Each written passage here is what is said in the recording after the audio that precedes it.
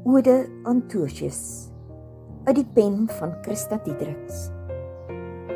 Jakob Daniel de Tooy, alias Tosius, digter, predikant en hoogleraar. Jou taalskatte lê wyd versprei, oor liefde, mens en natuur.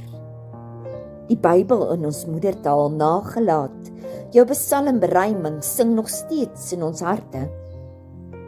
Met jou hele lewe gewy aan God, kerk en volk, het jy ook jou diepste smart verwoord. O, die pynngedagte lê my na aan die hart.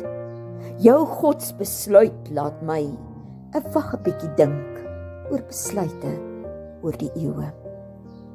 Ek glo met my hele wese jou uitspraak.